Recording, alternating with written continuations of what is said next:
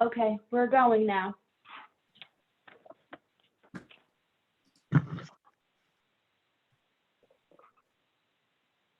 Roxanne, do you know if John's iPhone is Chief Rich? We can ask them. I think it probably is. Yes, it is. Yep. Hey, Chief. Hi, Bill. How you doing? Good. How are you? Good. Hi, Roxanne. Hi, Chief Rich. Everybody had a nice Thanksgiving.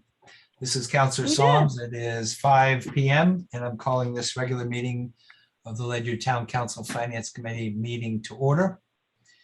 Present are myself, Counselor Psalms, and committee members Andra Ingalls and Tim Ryan, as well as Counselors Mary McGrattan and Naomi Rodriguez, Public Works Director Steve Maslin, Mayor Allen, Chief Rich, and resident Ann Holland, as well as Roxanne Marr, our Administrative Assistant. And with that, I will ask if there are any citizens' comments.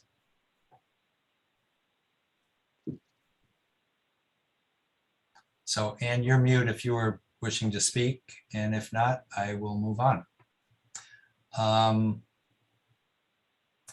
For informational items, I know there is one.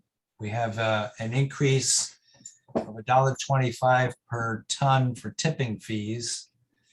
I'm in the wrong agenda here, so let me get to that. Yeah, that one's right, Bill. So SCARA has put out a notice, as they're required to, anytime there's an increase in tipping fees. This was kind of just an FYI, but they're increasing it for the first time since 2004 by $1.25 a ton. The more important part of it is that Connecticut is heading into a serious trash crisis. They are closing the Mira incinerator up in Hartford, and I think about 40 to 45 towns send their trash there. Apparently it is an older plant that was repurposed and its useful life has run its course. So that plant is closing. The part that I found most troubling was that Connecticut's plan is to truck garbage to physical landfills in Alabama and Michigan. And I'm shocked in the year 2021 that this is what we're doing. Yep. So I would urge people that if you have interest that, we need to speak up and say, that is not okay. Landfills in different states is not a solution to what to our trash situation. Correct. And I can't remember, Mayor, if there was another plant that closed before Hartford. I think there's one that's already closed. That was a year or two ago. Yeah, I think that one is. So we still have Wheelabrator up in Lisbon, and we have the facility over in Preston. Yep. And then I think there might be one more left in the state. So at this point, the concept of this, I think it's this coming June or July at the latest, is that we're going to start hauling the trash to these other states for landfill. Yeah.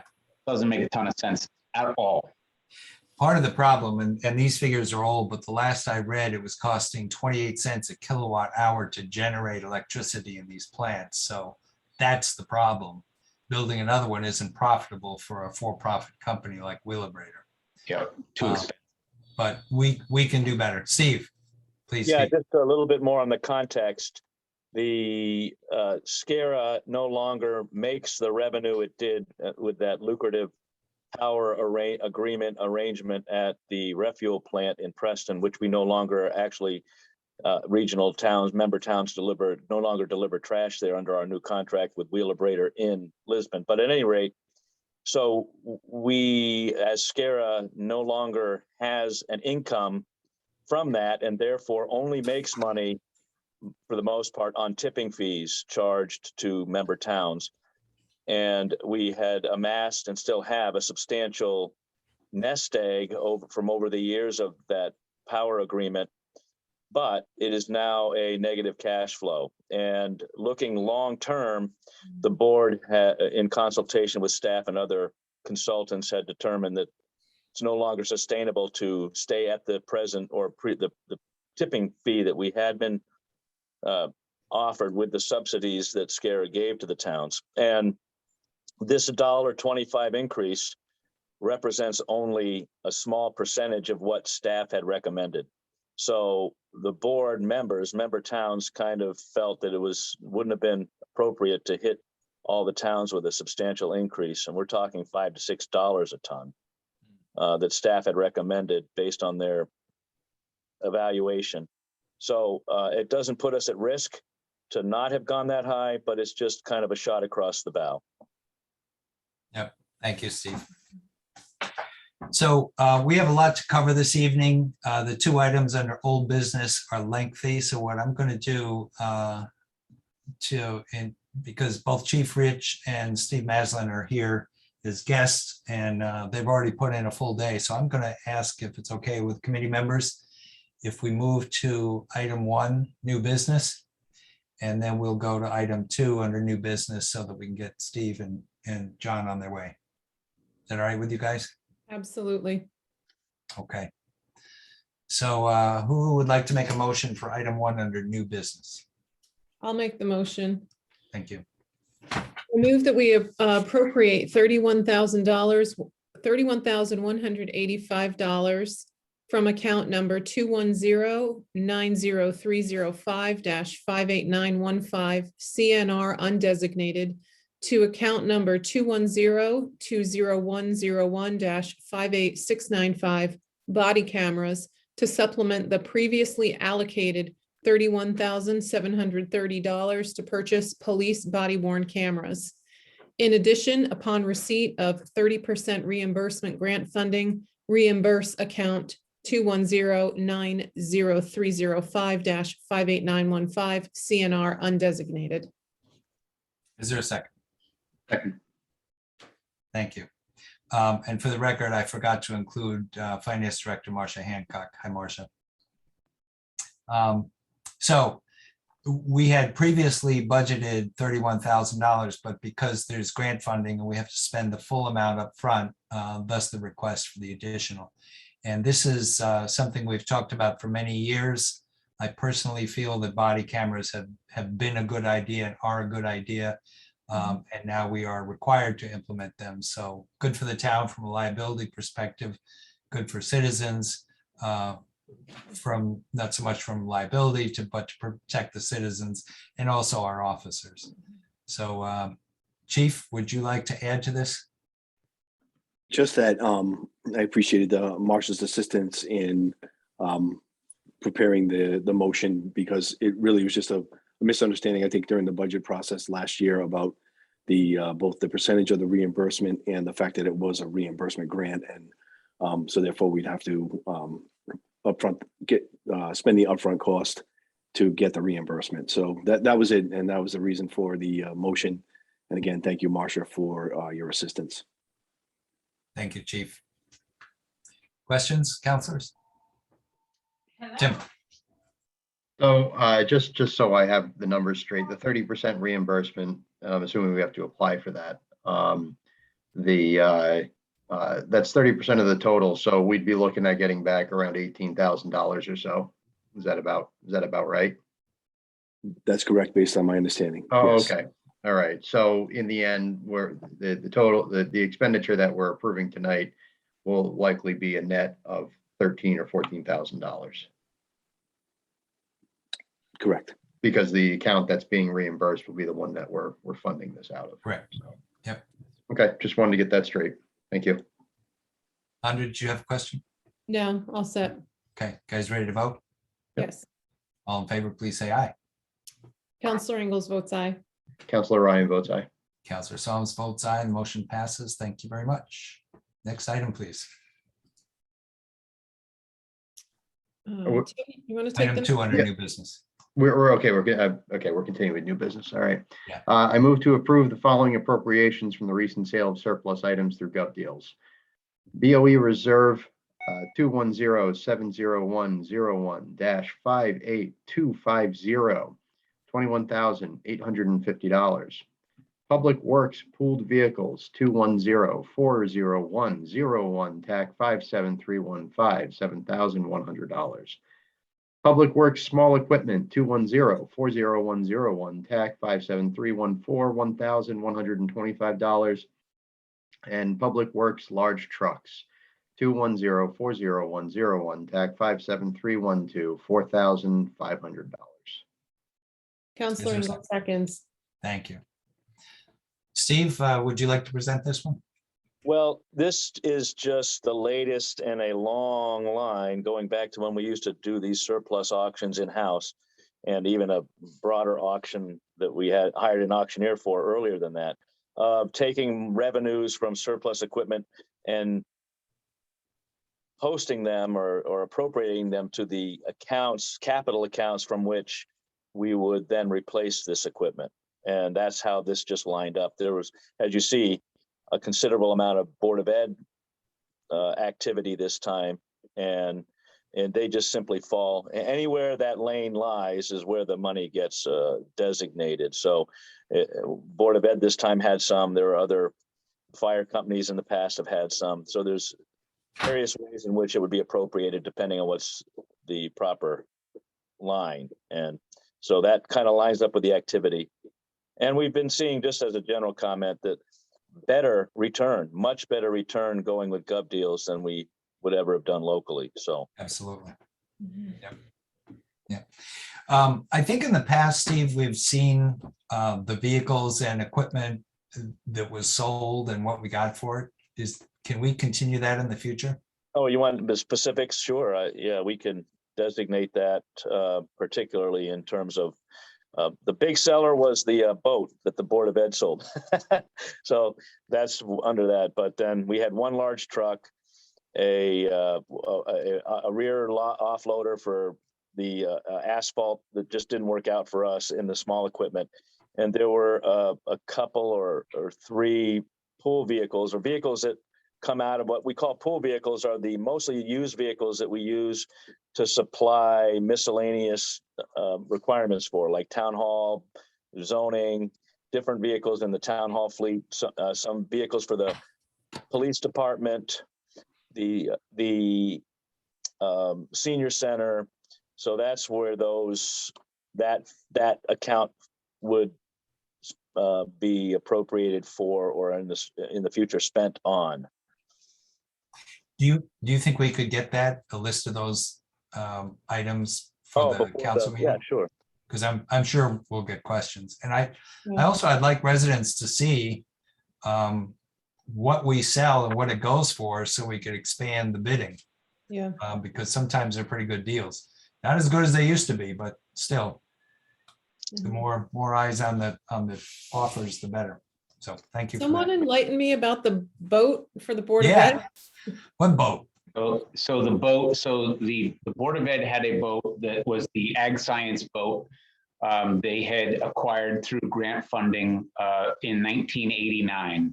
Oh, goodness. They used it for several years before I think they realized that in the time that it took them to get the kids down to the Gales Ferry Marina, get them secured to get on the boat, get them out in the river to do oyster aquaculture and back, they ran out of time. So the boat saw very, very limited use. And then it spent its last, I think, 15 years in one of the barns at the high school.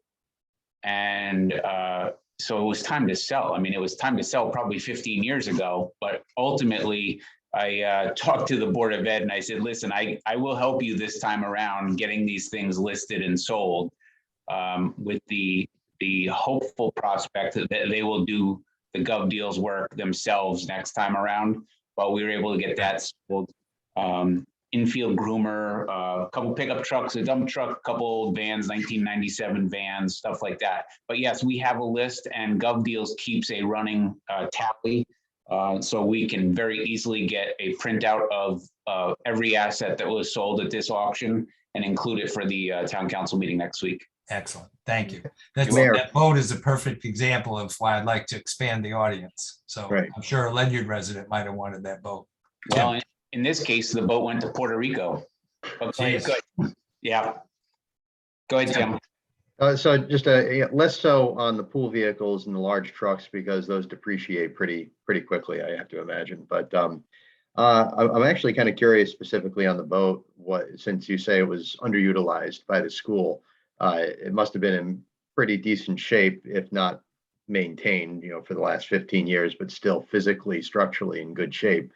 I was just curious what the original cost versus this old cost was, since it was underutilized. Yeah, I did not have what the original purchase price of that boat was in 1989 with the 200 horsepower Mercury outboard on it. If I had to venture a guess, I would guess that the boat was probably $40,000 to $50,000 new in 1989. Yeah, that's not a bad return.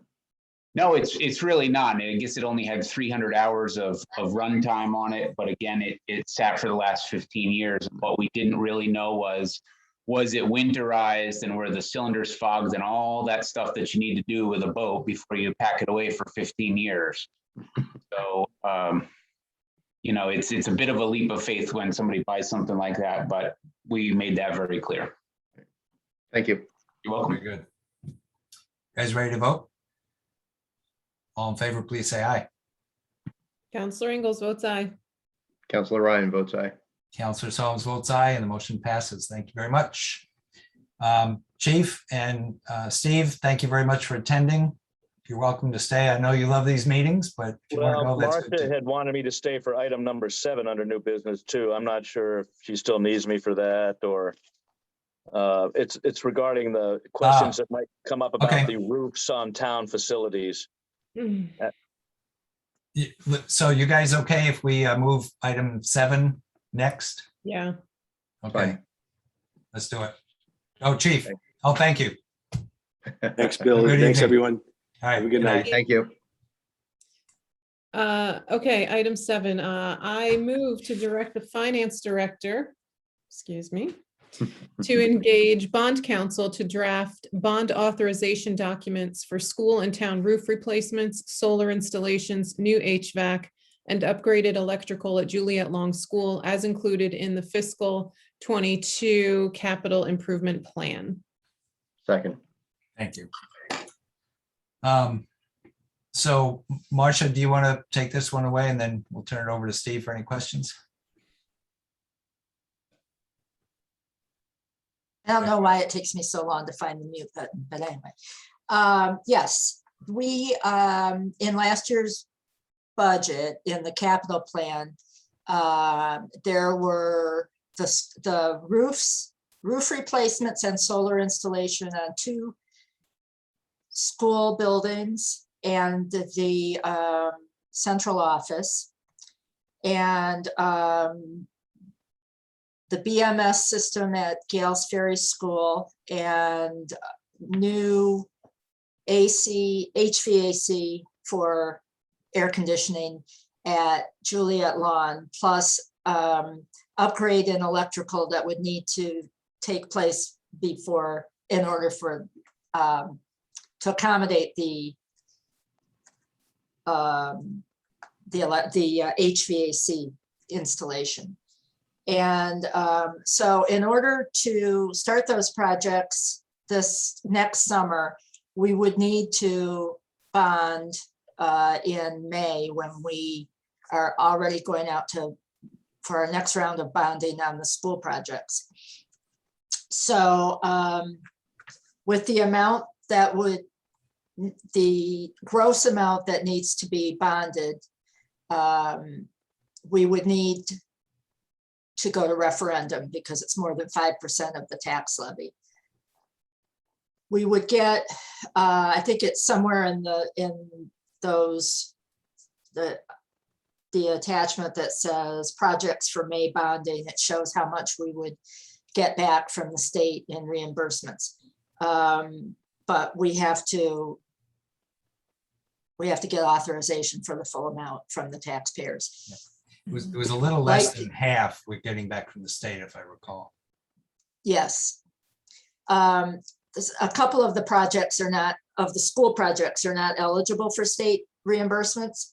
And the central office roof is eligible but at a lower rate than the other roofs. And then we wanted to add the town hall roof and the annex roof and solar to that list as well, which was in the capital plan, which were in the capital plan under Steve's spreadsheet that he uses, or I think it's a spreadsheet showing all the projects that make up the building reserve capital needs. So that's what this is about. This is just the first step. So for Tim and maybe Andra, this is a long process. And the very first thing we usually do is get estimates, pretty accurate estimates, but not going out to bid type estimates, so that we know approximately how much we need to ask the public for in the authorization. And then the bond council, so the first step is that the bond council prepares the authorization documents. And then those documents will come back to finance and then the town council for approval. And then, or questions or changes, whatever you want to do with it. And then Roxanne will have to set up the schedule for first a town meeting, I believe, or a public hearing, and then it goes to referendum. Yep. So did I see the Bill Library roof on there too, on the list? Or did I imagine that? No, that's on there. It's Okay. Sorry, So- I forgot that one. So this is, as you'll recall, we very recently wrote the process for bonding and grant funding and going out to bid that is in addition to the purchasing process. So this is why you have to get the estimates first, go out to bid, have the town meeting, get the approval of the taxpayers, and then you go out and get your 3 bids, competitive bids to do your final bid awards. And that's something that got missed on one project, and they notified, luckily it was a small project, but they notified a bidder, even though we hadn't gone out to bond. So that's why we rewrote that. So Tim, question? Yeah, just Marcia, thank you for that overview. The estimates, those I'm assuming from what you've said, those are internal estimates that we do. Oh, okay. In the case of the school buildings, those were actually architect or engineering estimates. Oh, okay. All right. So they're professional they're not responses to RFQs, but they're professional estimates. So Right. okay. And I in see the this case of the town buildings, Steve can speak to what their estimates are based on. Okay, so let me just first qualify the 3 facilities. The first, well, the town hall roof replacement was explicitly carried in my spreadsheet on capital needs. The annex might have been loosely thought to have been included, but the buildings and grounds foreman said that wasn't. So that, though, was, for efficiency's sake, thrown in here with the town hall. The library roof replacement is ahead of what nominally the rating should have allowed for, but the word is that it's failing in an early. So that we've had to put on as well. Now, the library, Bill Library, and the town hall projects have been subjected to a formal bidding process that we are waiting to hear the results of, hopefully this week. That's being done by an agency that provides a competitively bid project cost to towns through a larger vehicle. So it wasn't a bid done by the town itself, but it's done by like a Sourcewell level group that offers therefore a competitively sourced or bid project. So we will have tighter numbers for those 2. I will have to get a tighter number for the annex roof replacement. That was done on a basis of a thumb rule, square foot kind of estimate as confirmed by the buildings and grounds foreman. So that's kind of a fuller context for those three roofs. These were originally going to be covered by capital funding, which would have been totally absorbed by these projects, at least its current balance, and actually would need additional funding from next year's budget to accomplish just these three projects. So if we accomplish it through this initiative, we will be able to free up our capital funds that balance plus additional funding from next year's budget to other needed capital projects for the various buildings we have in town, of which there are 15 to 20 projects still lined up. Thank you. So just there's two follow-ups there. I mean, I see no reason to hold this up for the town hall estimates there because it doesn't matter, because it's still going to require going out to draft the memo, and you can get public approval based on the amount. It's not going to, your refined estimates aren't going to change that too much. Right. But I guess maybe Marcia, maybe this is a question for you. Once we receive those refined estimates, regardless of how we act tonight, and would those be included if town council approves this? We can change, if I understand your question correctly, we can change the amount right up to the time that we publish the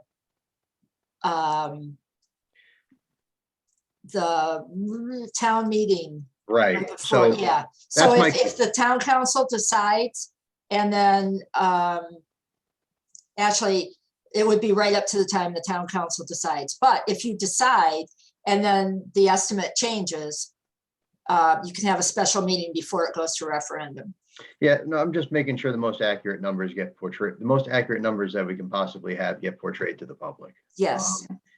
And the only follow-up question I had was on the town hall annex roof. You indicated that was Steve. You indicated that may have had maybe ahead of schedule. Is that what you said? Yeah, based on the deterioration rate being ahead of what, let's say, the official rating of the shingles would have been. And that's for the annex?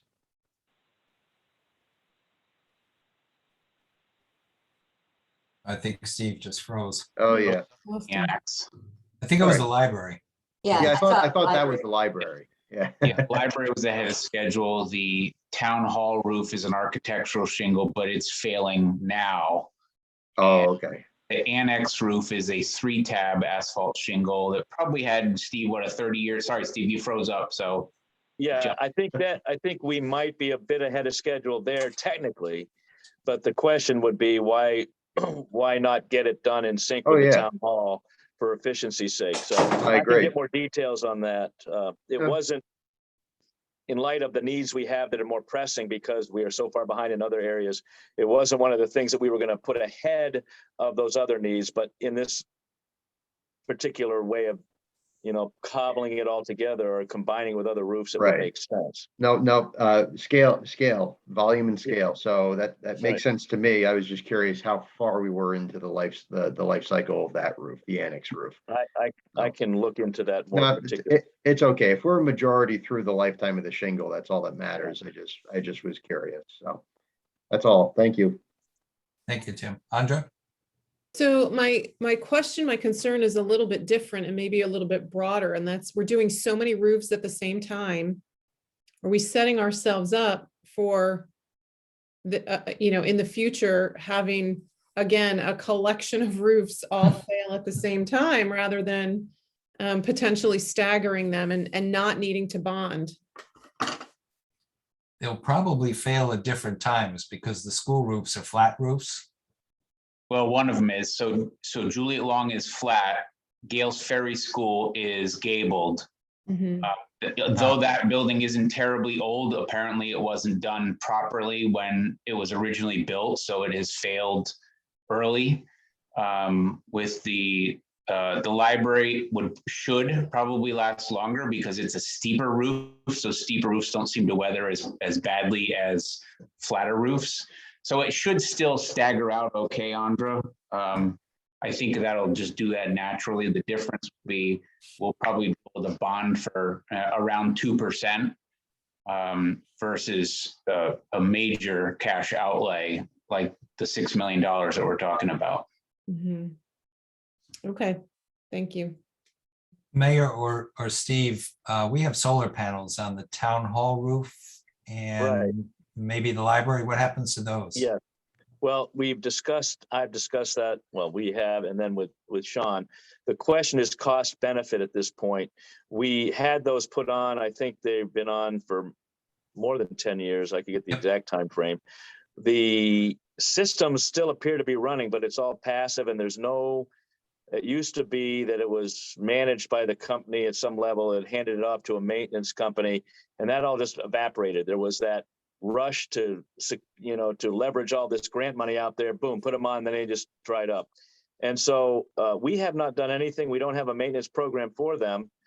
It's going to cost something to take them off, which we're going to handle separately from the actual roof contracts in advance of actually the roofers coming in. Then it would cost something to put them back and then hook them all back up again. And then the question is, would the costs of restoring them at the age that they're at make sense for the amount of money, what's the payoff time frame? Right. And we don't even know what that is now because there's no one managing it. It's just was plopped in place. It looks like it's working. We'd have to find out more about how that is working and maybe securing a company to manage it for us. And so we have to get them off. We haven't decided after that fully yet what to do to put them on or whether to put them on, because it's kind of independent of the actual roofing work. It's kind of something that's still on us to figure out more fully. So as I recall, that company went bankrupt or out of business. Yeah, one or the other. Yeah. Yeah. So, and I don't know if solar panels diminish in performance over the years, but I think I've read that they do. Mhm. Yes. Yep. And taking them off, putting them on is certainly not going to result in any grant money, but new panels might, either through credits or other means. Right. So, Yeah, I you know, think we so- should probably look at surplusing those panels because like to Yeah. Steve's point, if they're 10 to 12 years old now, putting older technology back up there probably doesn't make sense. It's probably you do a new roof, you do new panels at the same time. They both have 20 and 30 plus years of lifespan. So that's probably the better route. these were supposed to be 20, as I recall, but it was 2009, 2010. So, Yeah. So we're more than halfway through the lifespan, and then that becomes obviously a question. Yep. Of value. okay, other questions? Guys ready to vote? All in favor, please say aye. Counselor Ingalls votes aye. Counselor Ryan votes aye. As does Counselor Psalms, and the motion passes. Thank you very much. Steve, thanks for sticking with us. Okay. All right. Thank you good night. for moving my stuff up. Good night. You Good bet. night, Steve. All right. Where are we going now, Bill? Okay, let's go back up to the old business because I'd like to keep these things moving. The first one is the ARPA funding plan, and I did a little more work on our spreadsheet and I sent it to the mayor and Marcia and you guys. What I'd like to do is show it online, just show you what I did. I think there's some good news in it. And then we can at least take another step forward. And Mayor, if there are additional projects that I don't have on the list, we can probably either change it to your spreadsheet or add them to mine. But let me share my screen here.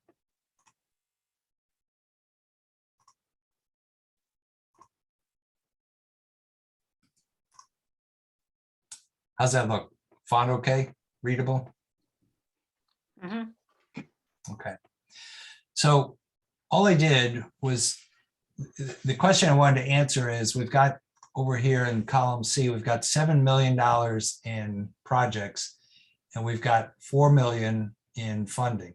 And I should add that I added $2 million to the number because it used to be 5 million.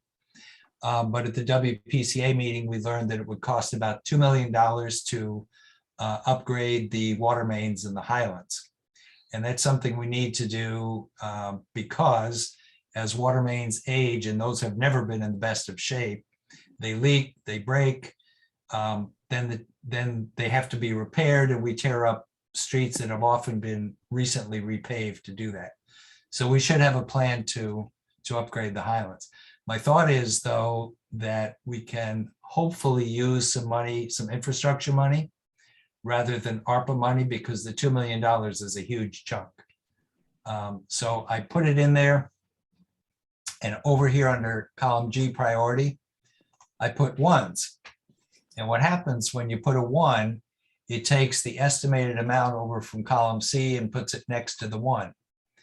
And if you look at the total for the ones, we're still under our 4.3 million down here. And that includes, Mayor, I changed the contingency to 10% of the ARPA funding instead of 10% of the whole project. Yep, I did see that. Okay, so the good news is we can do almost every one of our projects and still be under the 4 million that are coming. And that begs the question, what else should we be looking for? So if you guys go along with my analysis, and I'm not asking for a decision tonight, but I did want to talk about some of the ones that I didn't make a priority one and why, and see if we have consensus on that. The first one was this regional water connection. Again, I think that could come from infrastructure grant funding, or possibly drinking water quality grants or other sources of funding. So I didn't make that a 1, although that is something we definitely want to do. That's connecting us to Norwich Public Utilities so we could purchase water from either Groton or Norwich in the future. And we would also have backup in case something happened to Groton. It allows the Regional Water Consortium to move water all over the county. So anyway, too much information, sorry. The next one, I did not put a 1 next to a priority 1, was solar powered crosswalk signs. And again, this is just my opinion. I think they're great for Ledyard Center. My concern is, speaking with one of our counselors who works for DOT, he commented that signs are like crack. He says, once you have signs, you have to get more of them. The reason being, if someone has an accident, because there wasn't a sign and you have a sign somewhere else in town, you have some liability there. And he said, even the state has liability if they don't pass along the latest standards, because if higher standards for safety exist, then the state can get sued for not passing them along. In other words, picture this, the latest and greatest guardrails, you put them on one road, somebody has an accident on another road and the town gets sued because you didn't have those guardrails on all the roads. So I wonder if we open ourselves to some potential liability with crosswalks. Sandy Hollow guardrails, I think that if we do replace those and use our own town funding, we're going to have a major change in the way Sandy Hollow Road looks. And I think we're going to hear from the residents, and I'd be one of them. I think steel ribbon guardrails would look horrible there. What we have there are posts and cable. They are not in very good shape, but according to the recent facts I've received, we've had one car go in the reservoir in the last 10 years, if not more. So we've also hinted or strongly suggested even to Groton Utilities that they should help us with the cost. So for all those reasons, I didn't do guardrails. I think that was it. And so again, the good news is if we go with this funding, we're under budget and we could potentially go out to the citizens for more ideas. We have 2 more ideas. One is sidewalks in Gales Ferry, and the other is install 5G in Ledyard Center. I don't know about that second one. I'm under the impression that the carriers put the 5G in, not the town. But certainly sidewalks for Gales Ferry or something we could look at. So I'll stop there, see if there are questions. I don't have- Well, go ahead, Tim. I don't necessarily have any specific questions at this moment. Bill, as you know, I did not see this until recently. Yeah, So, I know. Yeah. I'd like to look at this a little bit more, with the prioritization, because we did talk about, as we have an emotion later on, or yeah, I guess later on in our agenda about coming up with some criteria for how we're going to standardize how we prioritize these. Right. So, Tim, and just to respond to that, I did go back and look at our capital plan to see what we're missing. Because one can make the argument that you have a capital plan, how come these things aren't on the capital plan? But we're in the mode of spending money that we have to spend, that we can only spend for certain things. So the rubric, I think, is going to be complex at best. well, I think we should, whatever, rubric may be the wrong word, but as far as the criteria or the standards we use for judging each of these opportunities, to me, important things that come into play are whether or not the public has requested it. In other words, is it something that we've heard a lot of people talking about? What's the empirical evidence that it's needed, for example? I mean, in some of these cases, it's pretty obvious, like the playground, the playscape, right? And so, but for other things that we might want to try to include some of the backup empirical evidence about why we're prioritizing this. And that's really just for us to be able to show to the public why we chose these specific projects. So, Agreed. I mean, again, going back to what I said many meetings ago when we first started discussing this, is that I just like to make sure that we're all on the same page and are transparent with how we're prioritizing and choosing these projects. Exactly. No pet projects. This is why we're choosing them. And this is, why they're a priority for the town in our minds. So. Good points. Thank you. Right. Andra? I think later we're going to talk about the motion to appropriate particular like the ledge light, TVCCA. And I still have some questions about the ledge light request. But other than that, I agree with what Tim said, what we've talked about in prior meetings, which is just being consistent about our choosing and open about that. I will, as an aside, say I agree about the steel ribbon guardrail on Sandy Hollow. And I have a question, maybe Steve could have answered this, but that's a designated scenic road, right? I'm not sure. I don't think it is. Oh, okay. I wonder if there are different guidelines for a guardrail on a scenic road. Oh, for guardrails, don't know. Yeah. Good question. Yeah, and I know we had that discussion about the concern for vehicles entering the reservoir, and that's when I reached out to Chief Rich, and he compiled the data, and we had one car that didn't even enter the deep area. It was kind of a mucky area over closer to the Whalehead Road side of the reservoir that it entered there. But I think Bill was exactly right. It was one car in the last 10 years or 12 years. It was quite some time. So it's not as most of you know that have crossed that road, it is essentially stick straight.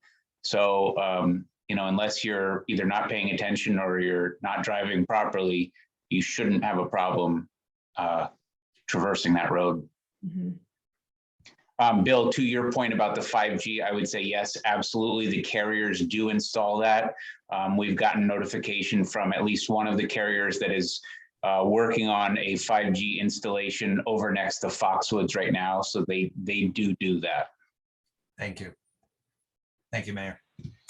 Okay, thank you, Andra. We'll leave it here, and I'm open to ideas for rubrics and rating, but yeah, we should have some sort of mechanism. We've kind of got under the classification, we've got reason, but how do you balance? It's a lot of money, it's a little money, it's for Gales Ferry, it's for Ledyard, it's a citizen request, it's a public safety thing. Lots of ways to look at this. So we'll keep working on it. And I'll stop sharing. Thank you. Okay, the next one, I'm going to share again, is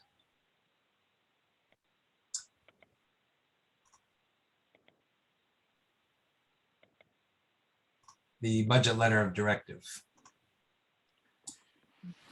So Marcia and Roxanne and I spent over an hour on this afternoon. And I wanted to just lay out some of our thinking and a plan. First of all, it's likely we'll be canceling the second town council meeting of the month. So we really should get this letter completed by next week and signed off by the town council. So Tim, for your background, this is a long letter which lays out the process for constructing the budget, both for the Board of Ed and for the town general government, all departments. And it starts with a couple of pages of town council positioning. Here's our current state of the town, if you will. Here's what you need to think about as department heads and the Board of Ed are preparing their budget. And then it lays out 4 or 5 more pages of actual instructions and procedure. Right. And Marcia and Roxanne and I are working on the procedure because we're moving from Munis to ClearGov. And in looking at it, we found a lot of redundancy, a lot of unclear language. So we made a lot of procedural changes that we're not quite finished with. And I'm not going to ask the committee to weigh in on the procedure. I think that's more staff's work to advise us. So we say, here's our letter, here's the procedure, please prepare your budgets. But I do want to go over with you what I wrote and see if you guys can give me some feedback about the letter itself, the state of the town, if you will. And then perhaps we can finish up our work on the procedural stuff this week and have the council vote on it if you guys are okay with what we look at tonight. Does that sound like a good approach? Mhm. Okay. Yes. So as you read the letter says pretty much the same things every year, only they're about as the state of the town finances change, the bullets change. So we talked some about, we updated the section about coronavirus. We continue to say the things that we usually say about controlling expenses and contractual versus non-contractual, and trying to keep the budget as close to the bone as we can. But then we go into some of the changes this year in the financial state of the town. So the good news is it looks like we know we're getting another $500,000 in pilot. That's this bullet here. ECS, that's educational cost sharing, goes up slightly. Good news about the school projects and the police station, they're done. We have, as we discussed already tonight, small amount of new bonding in comparison to those projects, which will make a slight difference in increasing our bonding costs. Pension contribution will decrease slightly. In the past, a lot of these numbers were flat or negative. We don't have a number for healthcare, but we'll find out probably next week or the week after. And as we heard from Steve, recycling is going in the wrong direction, as is trash collection. We also make the point, as we did in last year's letter, that as a result of the pandemic, a lot of people could be out of work. More people could lose their jobs depending on what happens with this pandemic. So we need, again, to continue to keep an eye on expenses and control what we can. Let's see. There's a paragraph here about we had a change in the charter a few years ago, which said if the budget doesn't pass at referendum, what's our plan? And we want to do a better plan of laying that out than we have in years past. We had a committee to transform the budget process, which laid out the things that we would cut if we had to cut the budget. But I think we need to, having used that platform for the last 5 years or so, we need to be more specific about what we would cut this year or this coming year if the budget doesn't pass. We moved a section that was at the very end of the letter. It was the Finance Committee's input. And I felt that, the town council is writing the letter and the Finance Committee provides their input in the form of this letter. I didn't really think we needed a separate section that said Finance Committee input, because it basically said what the letter said. So we we took that out, kept a bar about capital, which is this paragraph here. Then we talk about long-term debt, which compared to other towns, Ledyard has always done a great job at managing its long-term debt. It's gone up slightly with the police and the school projects. But I believe that compared to other towns who are all building schools, we're still one of the lowest debt holding towns in the county. But still, we need to pay attention to the fact that we just increased our mill rate in the past years. We're finally going to see that start to taper down, cost of bonding for those projects. But we need to keep an eye on that. And then here's the part about if the town doesn't pass the budget. And then a little bit more about the process. So I'll stop there before I go any further and see if you guys have questions.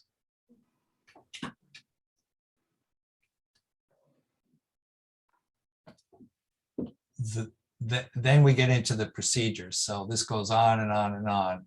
I feel pretty good that we did a good job cleaning it up. We didn't quite finish. We stopped right here. So there's more work to do here. And it carries through. Again, these are all the instructions, the department heads and the Board of Ed of how to construct their budget. And the major change is it goes in ClearGov now. So we've made those changes in the instructions. So again, wanted to get your consensus on the body of the letter and then permission to let Marcia and Roxanne and I finish our work started today. And then we'll present this to the town council next week for approval. I'm comfortable with that, Bill. I read it earlier today and I honestly didn't see anything nothing alerted me. So I think you're on the right track here. Thank you. Same here. Okay, good. So let's see, question, Roxanne, should we have a motion to move this forward to the council? Or should we Right, just yes. present it next week? No, you should have a motion. So it should say motion to recommend the town council approve a letter of directive to the mayor and Board of Education for the preparation of the fiscal year 2022-2023 budget as contained in the draft. But if the draft isn't finished, Right. Yeah, we'll say the draft. So we could just do that. And then when we have the draft, we can add the date for next week's council meeting. And that date would be when we finish the work. So that looks a little funny. So just preparation for the 2022-2023 budget period. Okay, but wait, but I'm still confused about, are we going to say as contained in the draft? That language is No. confusing me. Okay. We are not going to say that. The motion is going to say, motion to recommend the town council approve a draft letter of directive to the mayor and the Board of Education for the preparation of the fiscal year 2022-2023 budget. That would be Okay. the town. I'm going to That'd nitpick. Sorry, go ahead, Tim. No, that would be the town council motion. The motion for the finance committee would be moving it to town council, right? We're approving. Right. Yeah, we're Exactly. recommending that the council. Right. Exactly. That's why the motion is motion to recommend the Recommend. town council approve a budget letter of directive to the Okay. mayor and Board of Education for the preparation of the fiscal year 2022-2023 budget. Right. All of these motions from the finance committee always say motion to recommend to the town council. Andre, you had something else? It was just the word draft was still in there. And then that last time she repeated it, she didn't use that word. And that's what I was still hung up on. I think we have to take the word draft out. Yeah, So we're That's it, saying there's a right. letter coming and we want you to approve it. Right. right. Okay, Who I'll wants make to that move it? motion as Roxanne made it. As you read it, Okay. and I'll ask for a second. Second, Councilor Ryan.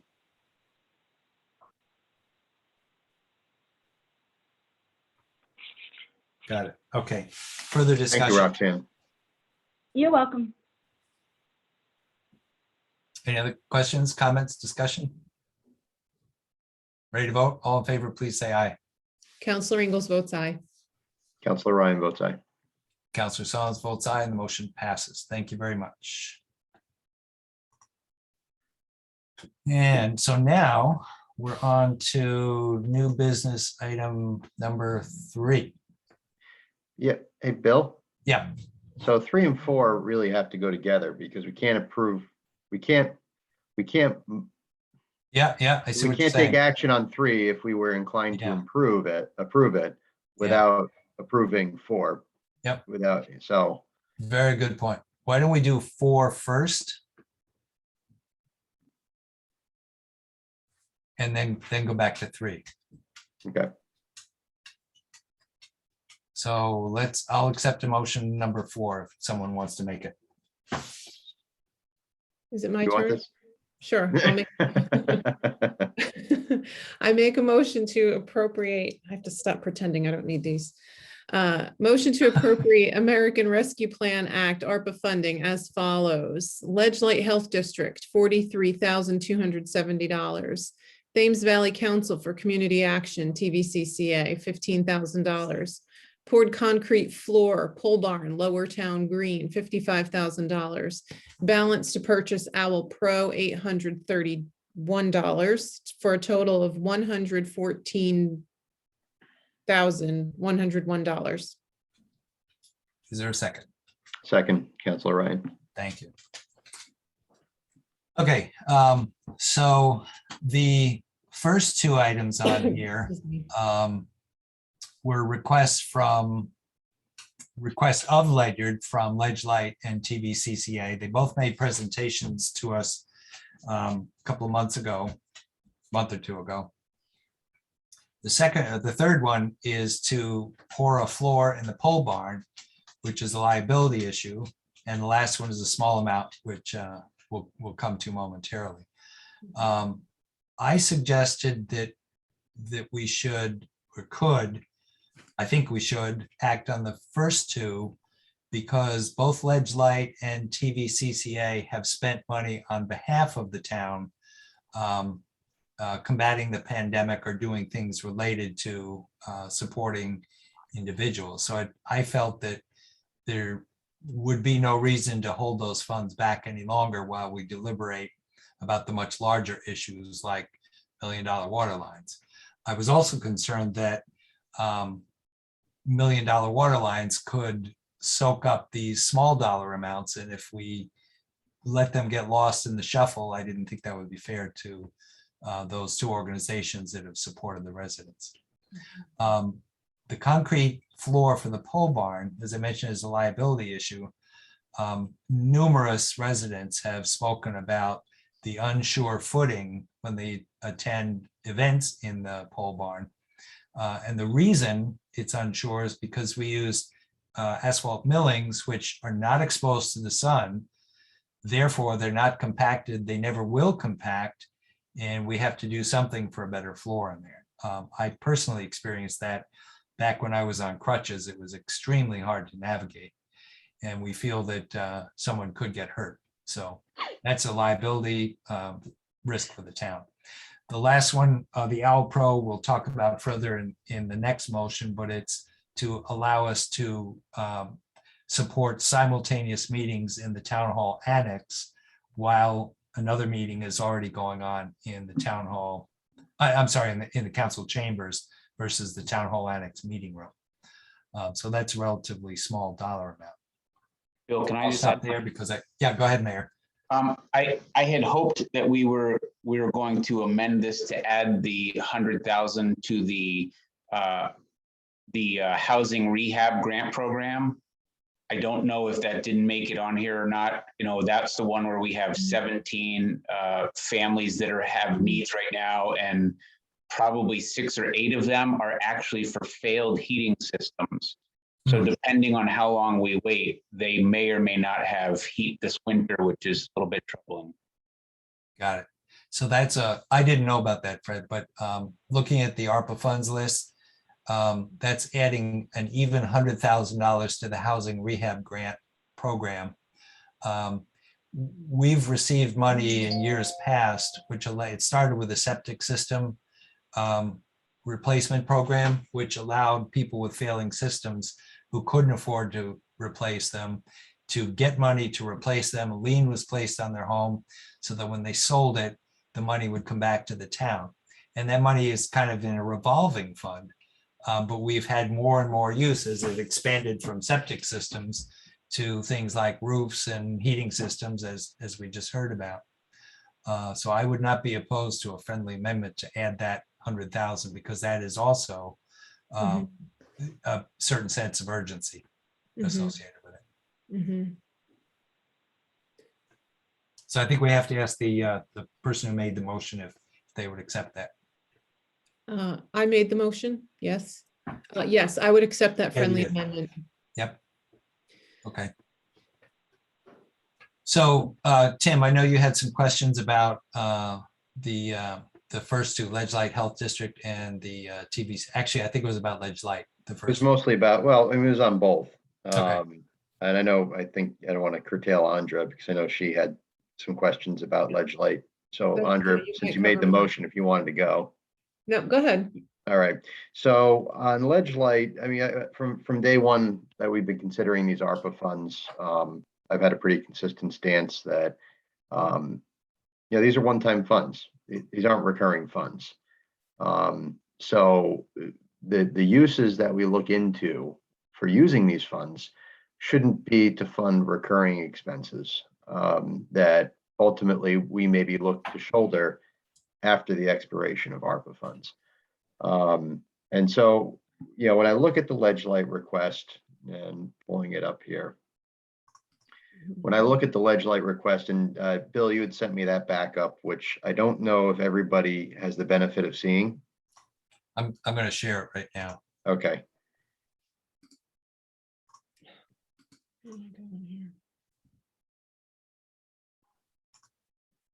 You guys see that? Okay. It's pretty small. But Yeah. Let me make it bigger. Did that change? yeah. Thank Okay. you.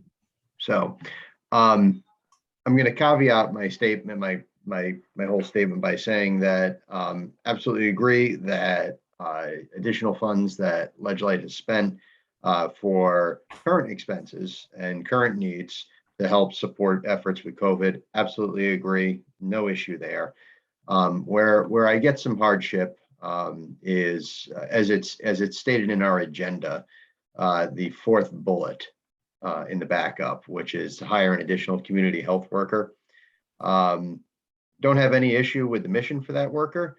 What I want to understand more from that is, as you look at the sheet that Bill is sharing with us, you see the expense, which is kind of funny. After you sent it to me, Bill, I was looking at it. It's interesting. It goes up, and then it comes down, but we never see a sunset to it. If it's a community health worker, this seems like kind of a sporadic salary unless there's something else associated with it. But my concern with all of these uses is, but especially this one, because this is the only one that I see as a recurring new expense, is whether or not those funds actually are needed after FY25, and whether or not Ledyard is going to be looked to provide funding for those uses, thus increasing our burden. So that's all I want to understand better. Yep. So those are really good points, Tim. Before responding, let me go to Andra, see if you had other thoughts. There was another support document in the agenda that I was looking at. And when they came to make the request, I believe we asked them for hard numbers, or maybe I'm crossing wires. It felt to me like their request was overall a little bit vague. It was like increase workers here, but didn't say what, and I can't get to my screen. Let me see if I can find what I'm looking for. So there were a couple of adding employees, couple of requests to add employees, and then I think a generator. Yep.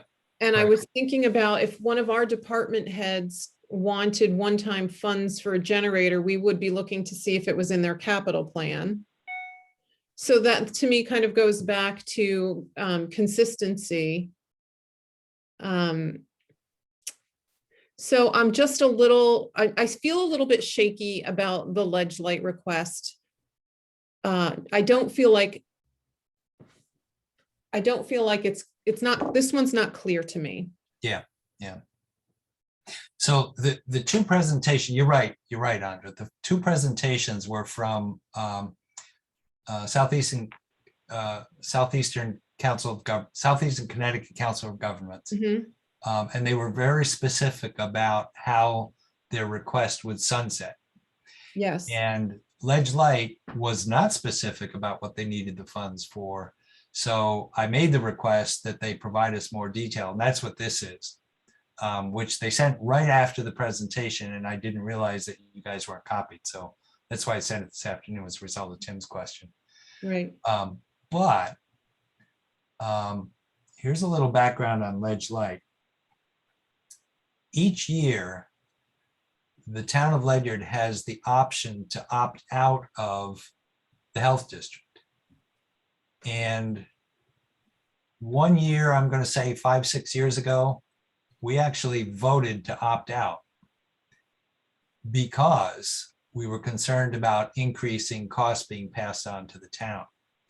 And we had a number of meetings with Ledge Light about what they were doing to control their expenses and make sure that they weren't just passing on their costs indiscriminately to the town. And as I recall, Mayor, maybe you recall, I think they changed their rates. Does that sound right? Yeah, I think that their per capita went down slightly. Yep. Yeah, I think that did happen. Now, of course, this year, I believe, and Marcia, you can correct me if I'm wrong, but I think it went up a little bit this year. This proposed coming year, so the FY23 budget will have a higher number for Ledge Light. Yep. So we could do this. We could go back to Ledge Light and ask them for more information. It looks like these programs sunset, but it doesn't say what happens in FY26. Right. So we could ask to that Tim's question. Point, I mean, it is curious to Tim's point that this community health worker's salary changes year by year and is reduced almost by half between Yeah. fiscal 24 and 25. So, before I say yes to this, I think we need some more clarity. Yeah. So I'm going to speculate. I'm going to guess that it starts the first year at a lower number than it does in F23 because they don't anticipate hiring the person right away. F22 is less than a month away. It goes up, and then it's cut in half. My assumption is they have planned to keep that person for 6 out of 12 months. But we don't know that. So my suggestion is we go back and ask, what's the sunset? Well, and it's just to be clear, we're not, well, I'll speak for myself. I'm not picking on the community health worker. I'm trying to understand what Right. the out year expenses for everything that they want to do here. I mean, except for, like the one-time expenses here, like the generator, although Andra makes a very good point about understanding, whether that was in their capital plan or not. But as a one-time expense, I mean, it's clear, that it's spent and it's done. But after FY25 for 1, 2, 3, 4, 5 of these expenses, where is that getting burden? Where is that burden getting shouldered? Yeah. So this is not time sensitive other than, for all the reasons I thought that we should move this along sooner rather than later. So I'm going to propose that we do this. Let me get back to the motion. The 100,000 is time sensitive, so we could take a friendly amendment and decide which of these we want to act on, including the poured concrete floor, which is also time sensitive. We could amend the motion to include or disclude these items, and then go back to Ledge Light and anybody else that we want to for more information. Does that make sense? Mhm. Yeah, I think we have some more conversation to go through before we decide which ones, right, though? For ledge light? Oh, no, I thought Bill was just talking overall with the motion, with the agenda item. motion. Yeah, so my take would be we act on the poured concrete floor, we act on the Owl Pro, and we act on the 100,000 for the rehab program. So not TVCCA? I would be I'm okay with TVCC. It's a much smaller dollar amount and they provide Meals on Wheels. We know they had costs. I'm not so concerned about that. But I would agree with you both that Ledge Light, we want to ask for more information. Yeah, I agree. I'm comfortable with TVCCA's request. Okay. I mean, the TVCCA request, like you said, Bill, I mean, it's not much. Yeah. I think as I may have relayed to you in a more convoluted fashion in the previous conversation, is unlike Ledge Light, TVCCA requested a lump sum amount, right? Yeah. Is that the same for all municipalities? I don't know the answer to that. TVCCA's that- request, we asked this when they made their presentation. I think TVCCA's request was a per capita number. Oh, okay. Is that right, Mayor? I believe that you're right. I couldn't remember myself, but I believe that you were right. I think that in their letter, they had the math there and then they had a slight rounding to come to that 15,000 even number based on the per capita. So I believe you're right. Okay. And I believe the Ledge Light is based on, the Ledge Light request is also based on per capita. I don't think they're asking the same amount from every town. Oh, the percentage? I Right. think Ledge Lights was the percentage of the ARPA funding. thought where it was- TVCCA's per capita number based on service units. It is Right. 1%. Yeah. Yeah, it is because there's Okay, so, that 4,327,000 number and they've got 43,260. Yep. so ultimately it's a per capita. It just Right. didn't roundabout way. It follows with the ARPA funds. Yeah. So, yeah. All right. Right, okay, yep. So So Andrea, you made the motion. Now we got a bunch of friendlies. Do you want to just restate the motion? Sure, but I think you've captured my screen sort of. So I can't see what's going on. Oh, sorry.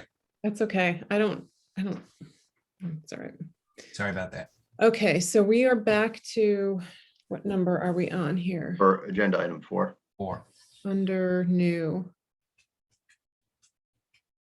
Okay, so we're not going to move Ledge Light, but we are going to move TVCCA, the poured floor, the balance to purchase Owl Pro, and then what's the number for? Oh, it's Even 100,000, 100,000 for the, Housing Mayor, rehab what is that loan called? It's called the Housing Rehab Loan Program. Right. My recalculation would bring it up to $170,831. Okay, thank you, Rox. Okay, so do we need to get the other motion off the table? Yeah, it's been seconded. So Yeah, you can just withdraw it. So I withdraw the motion to appropriate the ARPA funding and make a new motion to appropriate American Rescue Plan Act funding as follows. Thames Valley Council for Community Action, TVCCA, $15,000. Poured concrete floor pole barn, Lower Town Green, $55,000. Balance to purchase Owl Pro, $831. And the Housing Rehab Loan Program, $100,000 for a total of $170,831. second, Councilor Ryan. Thank you. Any further discussion? No, Guys ready to vote? yes. Yep. All in favor, please say aye. Counselor Ingalls votes aye. Councilor Ryan votes aye. Counselor Solomon votes aye and the motion passes. Thank you very much. Okay, motion 3. New item 3, I should say. So I move to approve an additional appropriation of $2,207.70 to 1011212151 TAC 53690 software support and maintenance to purchase meeting HQ and Owl Pro in the amount of $3,038 to provide transparency with hybrid meetings in the annex meeting in person and remote, with the portion of the funding to come from the Coronavirus Relief Fund payment received 12/21/2020. There's a second. Counselor Ingalls seconds. Thank you. Discussion. So this is, as we read in our backup there, this is the money that needs to get spent, right? Right. A bulk- This a is bulk to, of it, yes. Yeah, this is leftover CRF funds. and it's to let us run simultaneous meetings in the council chambers and the annex and have them hybrid or video. Because then now we'll have 2 owls and the software to go with it. Yep, and our goal is there's a large screen TV in the annex right now in the council chambers. That will be moved over to the annex meeting room. And MIS is getting a screen that will come down from within the council chambers. So there will be a video screen there for the council chambers for that purpose. And then the TV that's in there now will be repurposed over to the annex meeting room. Very good. Yeah, the only point I was trying to make is that the $2,207.70, as it's detailed in our backup, that's part of a grant, Mayor, that needs to be spent by the end of the year. Correct. And we can't purchase this without the subsidized funds that we just approved from ARPA. So that's why we have this motion. I'm not sure if it really matters, but there is a little edit on our backup material. It calls out it's really, I'm not even sure it's almost $22,077.70. The comma's in the wrong place for that, but that's it's just I'm not sure if it matters because it's in our backup, but there's just an extra 7 in that number on page 169. So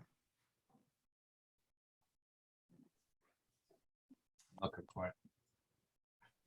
again, it's in the backup, so I'm not sure. if Yeah, it and matters we've 'cause got it's it not in the in meeting, motion, so. and the correct item is in the motion anyway. Right, that's all that matters. Yep. Okay. You guys ready to vote? Yes. All in favor, please say aye. Counselor Ingalls votes aye.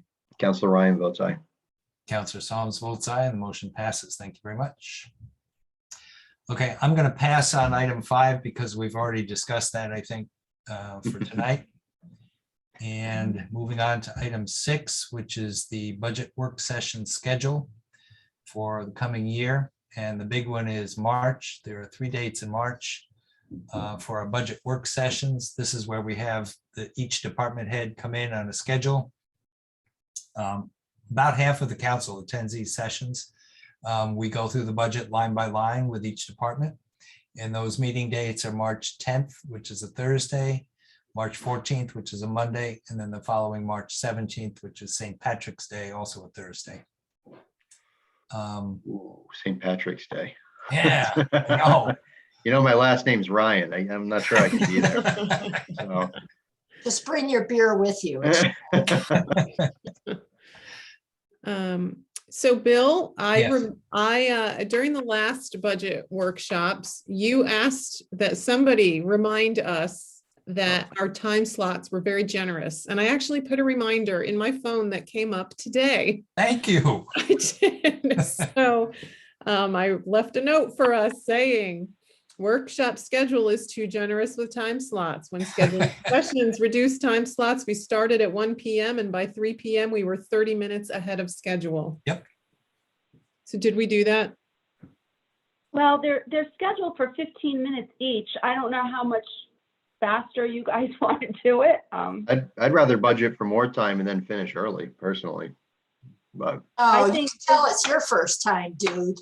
Oh, yeah. The only ones that really have, the mayor has a longer period. I think he has about a half an hour, and as does the finance department, and then the police department and public works. Those are the 4 that have longer time slots. Everyone else is 15 minutes. Yeah, realistically, some of them like social services, Jim Marshall with the fire marshal, there are some of those that are honestly 5 minutes. Yeah. They come in, they say, here's my budget. It's the exact same number as last year. And we kind of move through quick. So you're right. There's some of those that I think you could probably condense. The other thing we could do is just keep people on the ready. So if we know we have a bunch of shorter ones, we can let everybody know that's like that day, be ready because your 1:15 slot might be 1:05 Yeah. to keep Yep. them moving.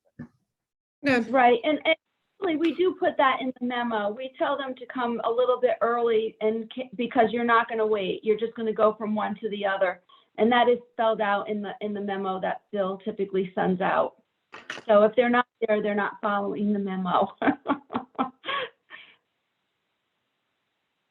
That would be a surprise. But you know what it is like, for instance, the fire departments, they all come together, like the mayor mentioned. So, you know, you've got Gales Ferry, you've got Ledyard, you've got Jim Mann, you've got the EOC. And so, you know, even though they each have 15 minutes, as the mayor mentioned, they don't need it all. So that those days tend to go pretty quick. Roxanne, what if we went back at the schedule and looked at, for example, said the fire marshal, you know, you got 10 minutes instead of 15 or 5 minutes instead of 15. Yeah, we can do that. I can do whatever you want. Yeah, and still say, you know, we might go faster, we might go slower. So, Mhm. you know, hold your afternoon open. I think that would work pretty well. Or we could just put one time slot for all of the fire people and they all come at one time and do their spiel and go. That's a good idea. Yep, let's do that. You know, just put them all in, say Okay. like whatever their slot is, say 1 o'clock. You all Yeah. show up at 1 o'clock. You know, and we give them like maybe 20 minutes for the whole gang and then go on to the next department. Would that Just- work? Yeah, just so you all know, I'd still like to kind of limit the number of people in the council chambers. So, you know, if somebody wants to bring a big entourage, I would not be too keen on that this year again. Good point. But I mean, Well, we can, now that we have the owl, those entourage people could just call in. Sure. True. Okay. So are you guys okay with the dates? The 10th, 14th, 17th? All right. So Roxanne, if you could come back and work with the mayor or reach out to me. I pretty well remember how fast they go. So take another shot at the time slots and we'll do what we Sure. said. Okay. Okay, sounds good. The other dates, I can't seem to advance this thing. April and May are and June are, well, April and May are tied to Charter. state, yeah, charter and state requirements. So I don't think we need to vote on those, but do we need to do anything to vote on this? I don't think so, right? No, No. you Okay. don't need to. It's just a matter of you guys deciding that those are the dates you want to have your Okay, work session. good. Fine, if you all agree, it's consensus, you're good. Then I think we are done. May I give a Yes, finance Marcia. director's report, sir? Sure. Oh, I'm so sorry. How do I do that? I don't know. I don't think, I I don't don't know. think we ever approved minutes either, did we?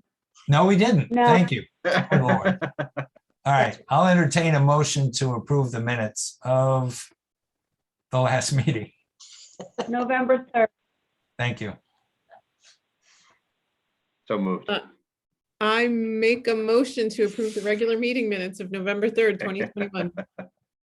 Thank you. Second. Any comments, corrections? All in favor, please say aye. Counselor Ingalls votes aye. I'm gonna have to abstain. I was absent. I'll vote aye. Motion passes. Thank you. This meeting has gone on too long. Yeah, Marcia, all yours. Okay, I'll be very brief. First of all, we have the draft of the audit. And there are no new findings this year on the town side anyway. And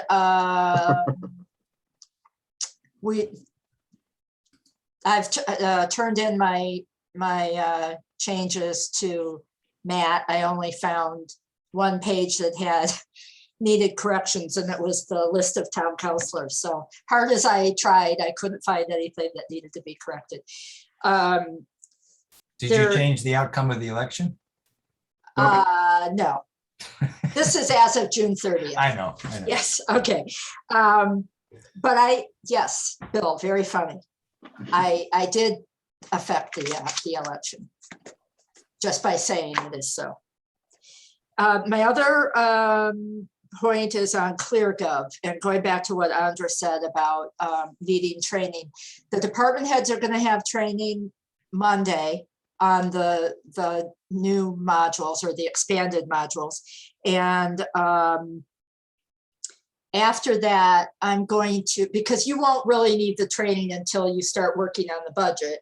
So sometime in January, I would like them to either have a live training with you or, and this will pretty much depend on what you guys want to do, but they have quite a few recorded trainings. So I need to review those more closely and see if those will work. And then that way you guys could just watch them, go through them as you want. If we do the live training, they will also record that as well. So I'm at the point where I'm just trying to figure out what will work best for you all and your convenience. It's going to be really cool. It's pretty exciting. Fred has seen some of the enhancements.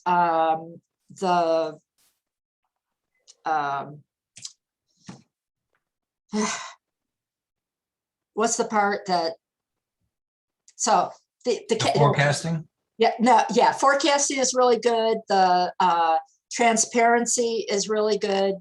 And but my favorite is the capital because you can follow a project from the beginning to the end, and it just creates really good graphs for you to see where a project was, where it is now, how much has been spent, how much you're due to receive in the various types of funding, if we're lucky enough to have more than one type of funding.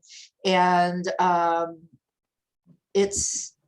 think it's going to be a big improvement over the budget process. I think that employees will be spending less time pulling their hair out, trying to figure out the mechanics of what they're doing so that they can spend more time on thinking about their budgets and also the narrative part. So like there's the narrative that goes along with your budget lines, but also the mayor and I would like to add goals and mission statements maybe for the big departments. Things that the public, it will help the public see more clearly what we're about and what we're doing so that they hopefully feel more a part of the budget process without having to, as Fred likes to say, go through, 50 pages of solid numbers. Mhm. Excellent. So I'll let you know what's happening with the training. And by that time, we as a staff will have a better handle on what we're doing and then can devote time to getting you up to speed on how to use it in the most. So do you want our preferences now or after the town sees the training? Do you want our preferences on You self-paced? can tell me your preferences now. You can email it to me, Okay, whatever floats your boat, all right, but not the boat we just sold. No, because we don't own it. going Puerto Rico. It's already there. All right, I'll just add one quick thing for you. I know it's run long, but I wanted to add one thing for everybody. We did extend an offer to somebody today to fill Marcia's extremely large shoes. Whoa. And so I can't tell you who that is yet. See that? They're huge. They're massive. I can't tell you who it is yet because we don't have confirmation that the candidate has accepted yet. But once that happens, I will let you know. I will tell you it is an outstanding candidate, and Marcia is very excited about this candidate too. So hopefully by the town council meeting next week, I will be able to indicate who that is. And as you know, Marcia has agreed to stay on to help in the transition, and she will stay on throughout the budget process to guide the budget start to finish. thank you, Marcia. Yeah. That's Thank you. awesome news, Mayor. Yeah, thank you. Marcia, I mean, it's too early to say goodbye, but man, are you going to be missed? And I'm not surprised to hear that there were no findings on the audit because you've worked so hard year over year to, to tweak and to make sure things were tight. So, thank you. Thank you. I appreciate it. I like your qualification on the town side. There were no findings. There's still some work to be done over there. Thank you. Tim, I told you 6:30, it's 6:30. Woo! 6:29. All right, my computer's fast. Guys right. want to hang out for another 30 seconds? Or you want to adjourn? I'm all set. Oh, yeah. Motion to adjourn. We are adjourned without All right. exception. Thank you very much. Long meeting, good work. Appreciate it. Buddy. Everybody. Good night. Good Good night. night, everyone.